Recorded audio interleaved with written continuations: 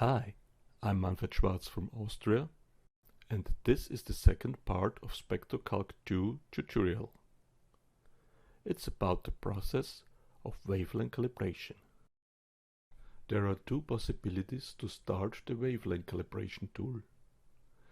If you remember the end of the first part of this tutorial, you were finished with the 2D to 1D spectra processing. With the click on Calibrate, the spectra will be saved and the calibration tool opens.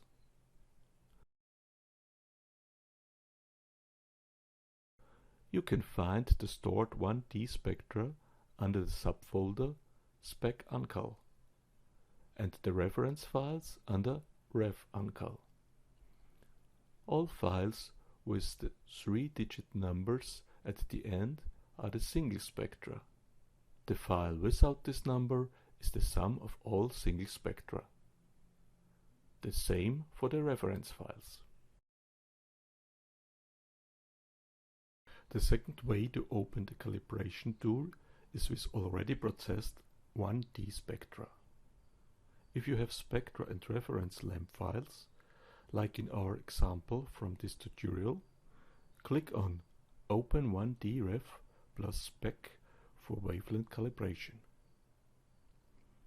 Choose the 1D sum reference and the 1D sum spectrum.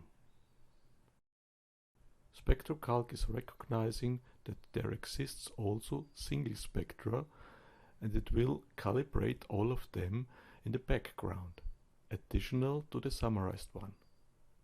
So it is possible to use the sum spectrum and also the single spectra to see, for example, differences in the line shapes. In the graphic window is the reference spectrum and the star spectrum. Both are summarized one. The single spectra are invisible in the background. In the x-axis are the pixels, in the y-axis the AD units. With the checkbox beside of the file name, you can stretch the spectrum for a better view. However, principally we calibrate here on the reference spectrum. This list shows the wavelength for calibration lines. In this case, they are the wrong one. With load references, you can load the right one. In this case, it is argon neon H-alpha.dat. The list contains now only the lines of interest for this wavelength area. The software includes few calibration files, and it will be necessary for you to create your own set of files. Now I show you how you can create your own reference file. In my case, I made with my setup the Lares 3 with 2400 lines per millimeter grid and my SPIC STT 8300 images with the internal argon neon lamp over the complete visible spectral range. Then I verified the lines with the references of the internet and astronomical books. Here an example of the H-beta area. Open the File Explorer and the folder SpectroCalc 2 of your local C disk. Here you find with the software delivered reference files with the extension .dat. Let us open one of these files with the standard text editor. Each emission line is defined in one text line, the lowest wavelength at first. The first part is the element name. The software does not use it. Separated by a comma to the short name of the element. Separated by a comma to the wavelengths in nanometer.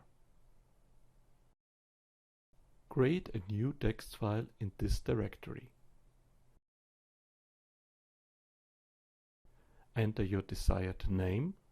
In my case, it is argon neon H-beta.dat.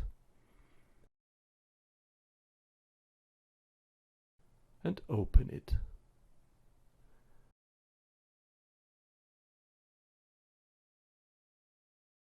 and line by line the desired reference lines.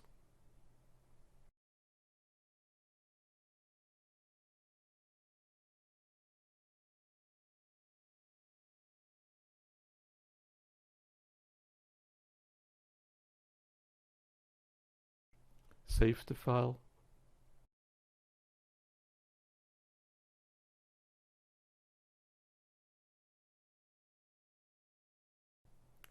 Rename it to .dot extension.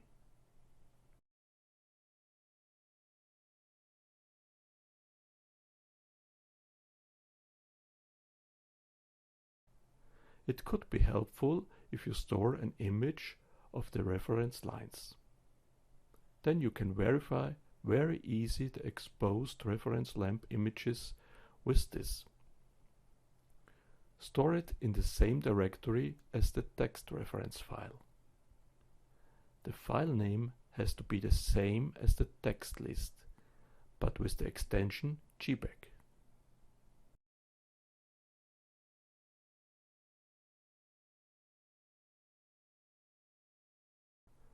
Let us load the new reference file.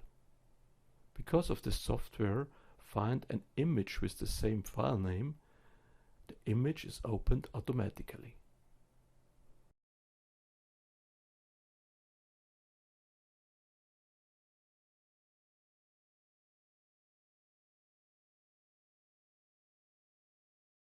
Now we do not need the H-beta area. We need the H-alpha reference file.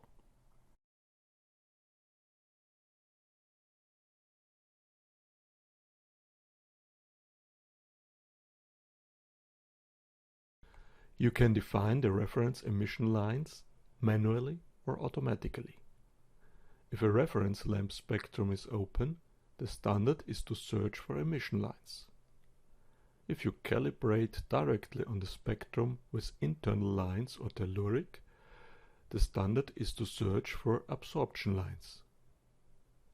With a higher sensitivity value, SpectroCalc finds more lines than with lower values. Try different values.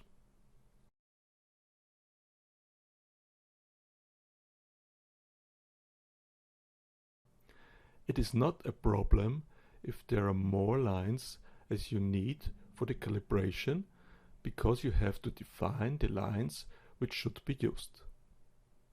If a line is missing, you can define it by yourself. To show an example, I select this line and delete it. Now I add the line by defining the left and right side of this emission line. With marker, you can see the different possibilities of line center measurement. Barycenter is the standard. Top of line is the turnaround point of the Gauss shape of this line. Center of line is the mathematically center between the line wings. Border of line are only markers to visible the edges of the wings.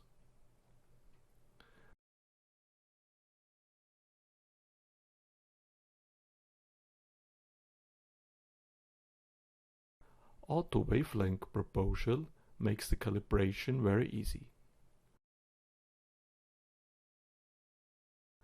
Define two lines with larger distance manually. Click on the line to select it. Click on the corresponding wavelengths. The parameters appears in this list. Click on another line far away from the first one and select the wavelength. Now you can click on the other known lines and the software finds automatically the corresponding wavelengths from this list.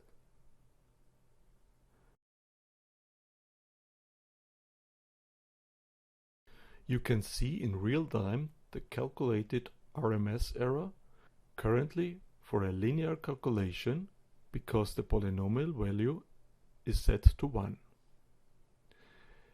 In the list you find different measurement algorithms with the result RMS values. In the last row, the best values are used for for the final calculation. Change the polynomial to compensate the non-linearity of your spectral grid. Do not use too high values to avoid a leveling of bad defined lines. In this example I would use an order of 3 till 5. But let us make small corrections to improve the result. I know that the H-alpha line of my reference lamp is not good enough for calibration. Select it and clear it from the calculation. Now I search for the biggest deviation in the last row. Select it. We have now two ways. We can remove it from the calculation, or we can try to correct it. Click on Add or Correct a line. I define now the borders closer to the top of the line. Select it again to see if the deviation is smaller than before. Go through the lines with bigger deviations.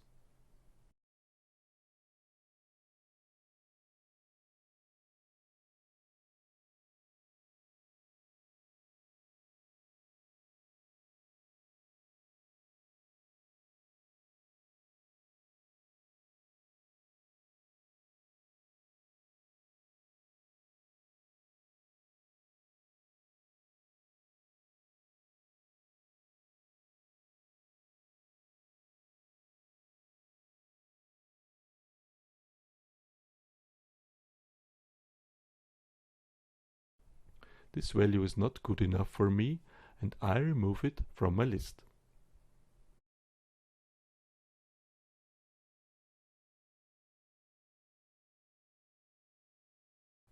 I think the result shows a good calibration. Let us save the result. Now you can choose different resolution levels from 1 to 1 up to 4 to 1. It can make sense to store the spectrum in high resolution if you work on high precise radio velocity measurements. However, in the most cases 1 to 1 is enough. SpectroCalc recognizes that in the folder with the loaded summarized spectrum are also single spectra and ask if you want to calibrate and save all spectra or the sum only. To searching for line shapes changes, use all. In this case, I need only the summarized spectrum. The post-processing tool starts automatically, but this is for the third part of this tutorial. Please view also the other parts of this tutorial. You find the download link for SpectroCalc 2 in the comments to this video. Thank you for watching. Ciao and Servus.